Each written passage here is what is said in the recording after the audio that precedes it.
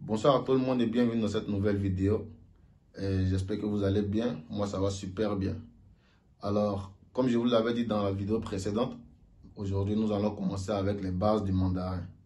Alors, avant de commencer, j'ai une petite chose à vous dire, c'est que le mandarin est une langue qui a une écriture qui n'a pas de prononciation. Ça veut dire que si jamais je vous donne cette phrase, vous ne pourrez pas la lire. Alors, pour ce faire, on utilise quelque chose qui est une transcription phonétique. Ça s'appelle le pinyin. Alors, le pinyin, en français, ça veut dire épeler. Alors, la phrase qui était là, en pinyin, ça donne ça. Alors, si vous avez bien regardé le pinyin est composé de consonnes voyelles. Vous voyez un peu. Alors, en plus de ces deux éléments, ça ajoute quelque chose qu'on appelle le ton. Mais dans cette vidéo, ou du moins dans cette formation, on ne parlera pas de consonnes ou de voyelles. Nous allons parler des initiaux, des finaux et des tons. Alors, ce soir dans cette vidéo, nous allons parler que des initiaux. Pour ce faire, les initiaux, il y en a plusieurs. On en compte jusqu'à 24 éléments. Vous voyez, raison pour laquelle dans cette vidéo, on ne peut pas voir et les initiaux et les finaux. Pour y ajouter encore les tons, on les fera dans des vidéos qui viendront. Alors, le pinyin a une autre utilité, c'est lorsque tu prends ton ordinateur ou tu prends ton téléphone et que tu veux écrire ou du moins tu veux converser en mandarin. Tu ne peux qu'utiliser un clavier où il y a le pinyin. C'est grâce à cela que tu composeras tes caractères et converser. Alors, sans plus tarder, nous allons commencer. Alors, les initiaux, c'est tout comme en français, c'est un peu comme l'alphabet, mais seulement qu'il y a des éléments qui s'ajoutent. Alors, sans plus tarder, nous allons y aller. Donc, si tu es assis confortablement, tu prends un cahier de notes, un stylo et on y va. Alors, le premier initial qu'on verra, c'est la lettre B, qui se lit comme, genre, la prononciation est comme le français, c'est-à-dire B, seulement qu'avec la tonalité, on va dire bois. Vous voyez un peu, répéter après moi, bois. Après, le second, c'est pour, qui est le P. Pour. Après ça, nous verrons le M, qui est moi. Moi. Après le F, four. Four. Après le G, G. Ça vient d'ici. G. Après, c'est la lettre K, qui est K. K. Après le H, H. H. Après le J, qui est J. J. Après la lettre Q, qui est Chi. À ne pas confondre, le J, c'est J. J. Le Q, c'est Chi. Avec de l'air qui sort. Chi. Après ça, on a le X, qui est Si. Si. Après, il y a une nouvelle initiale qui s'ajoute, qui est le ZH, qu'on lit Dieu. Dieu. Après, je vais revenir sur chaque élément pour vous montrer un peu comment ça se dit. Après, on a le CH qui se lit Tchè. Tchè. Après, on a le SH qui se lit Ch. Ch. On a le R qui se lit R. Pas tourner la langue R. Non, non, non, non, non. R. Après, on a le Z. Z. Z. On a le C. T. T. Après, on a le S. S. Comme le S normal en français. S. Après ça, on a le Y qui se lit Y. Y. Et enfin, le W qui se lit OU. Comme on sait en français avec un U après OU. Mais il y a trois éléments, j'aimerais clarifier, c'est-à-dire trois consonnes qui, lorsqu'on les dit, on envoie de l'air. Par exemple, prenez un papier avec vous. Moi, j'ai un papier en ma possession. Supposez que vous avez un papier devant vous et vous dites la lettre P. Donc, regardez un peu. Pour, vous voyez que le papier bouge. Pour. Même chose pour la lettre T. Ah, vous voyez. T. Similaire avec la lettre K qui est K. C'est-à-dire, lorsque vous dites ces trois éléments, c'est accompagné de l'air qui vient de l'intérieur. Vous voyez un peu. Comme le tra, vous voyez le papier. Tra, pour le P, pour le K, K. Alors que si je dois dire le M, moi, le, pour le L, non. Vous voyez que le papier ne bouge pas. Mais si je dois dire le P, pour, j'espère que le P, le T et le K sont clairs. Alors, les trois autres éléments, ce sont les trois éléments les plus difficiles. C'est le X, le J et le Q.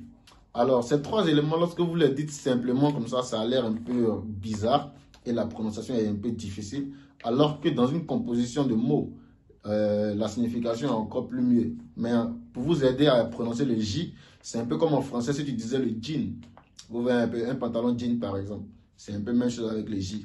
Parce que en chinois par exemple, lorsque vous prenez par exemple le mot Pékin, quelle est la capitale de la Chine? C'est Pékin.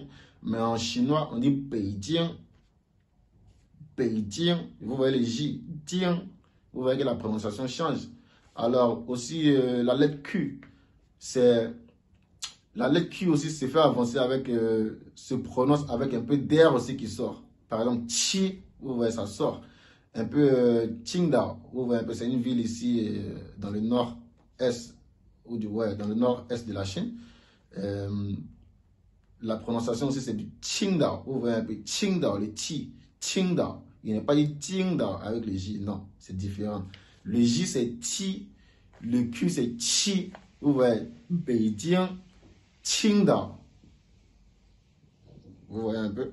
Alors le X c'est Si, c'est un peu des S, des X mélangés, mais ça se lit Si.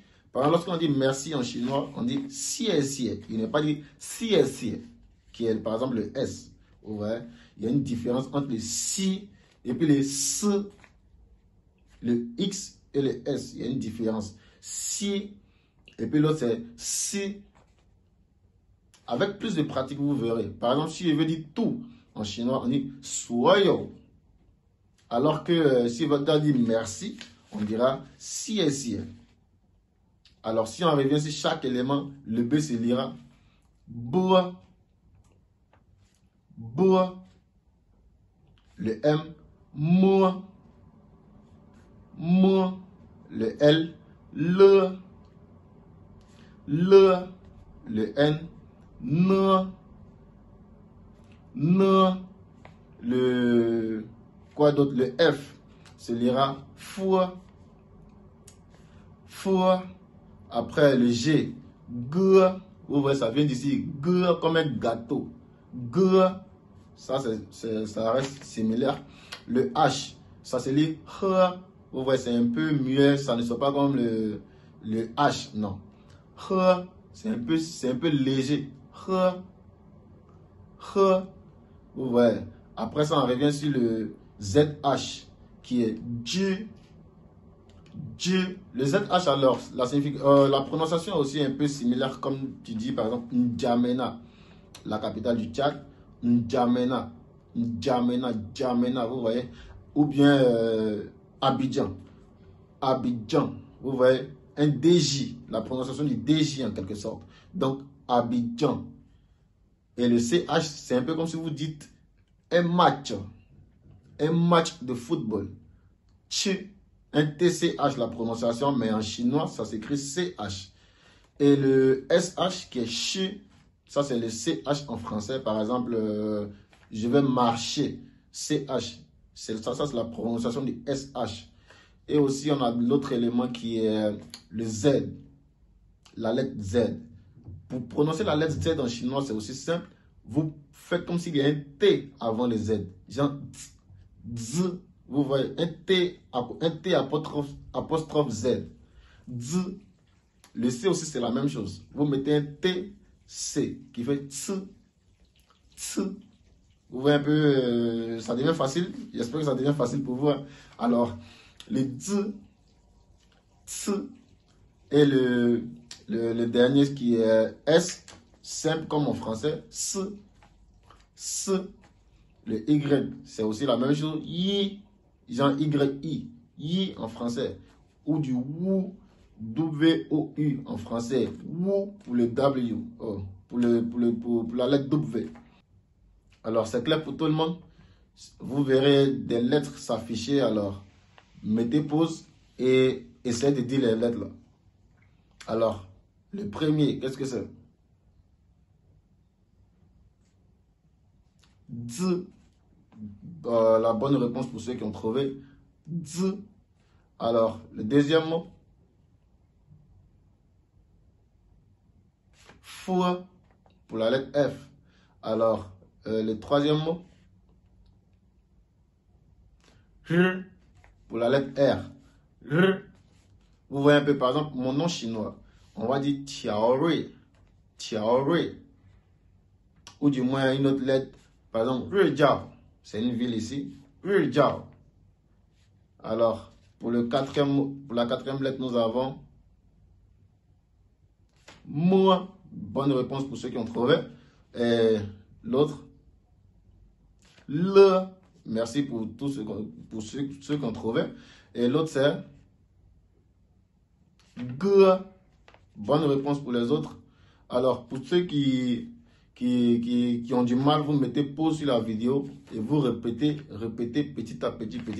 J'espère que les explications ont été explicites. Alors, pour toi qui as regardé la vidéo, si tu as kiffé, ça ne coûte rien de t'abonner, c'est gratuit.